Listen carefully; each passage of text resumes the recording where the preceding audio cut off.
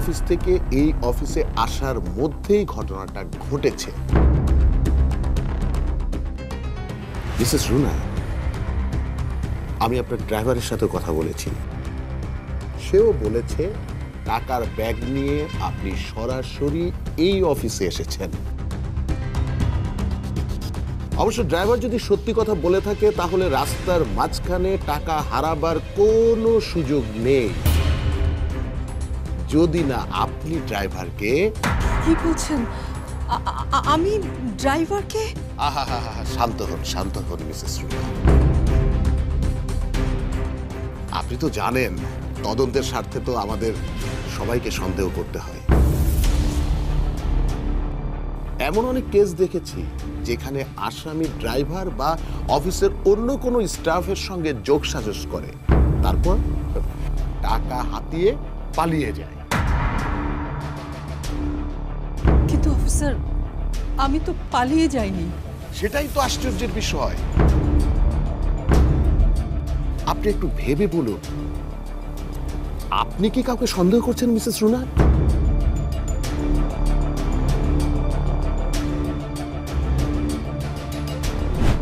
আপনার মোবাইল ভুল করে আমার ডেস্কে ফেলে এসেছেন।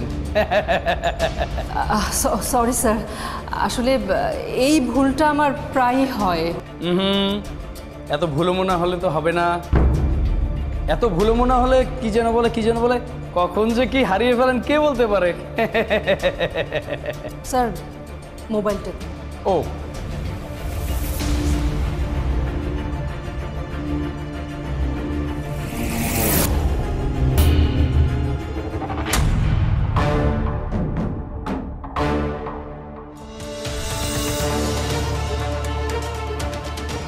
অফিসার, সন্দেহ কিনা জানি না, আমার মনে হচ্ছে যে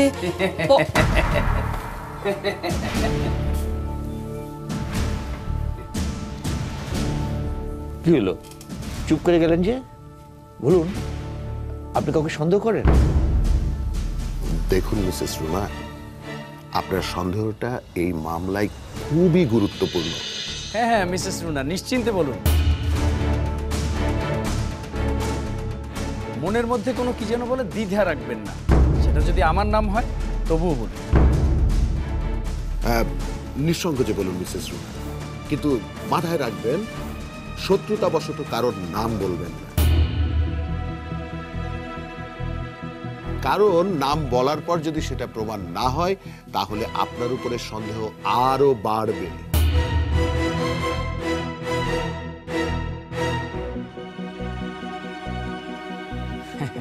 আমি কিন্তু আপনাকে খুব কি যেন বলে সাহসী ভেবেছিলাম, আর আপনি চুপ করে আছে। বলুন মিসেস রুনা, কাউকে সন্দেহ হয়? না স্যার, আমার কাউকে সন্দেহ হয় না। আপনি বুঝে শুনে বলছেন তো মিসেস রুনা? তাহলে কেসটা খুব সহজ হয়ে গেল। টাকা হারানোর ঘটনায় আপনি ছাড়া দ্বিতীয় কোনো ব্যক্তি জড়িত না। সেক্ষেত্রে মিসেস রুনা, আপনাকে আমাদের সাথে থানায় যেতে হবে।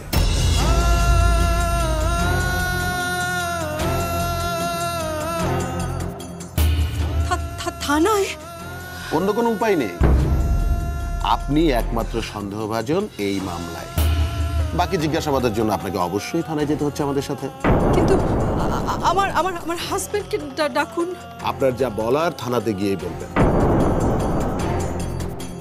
এই,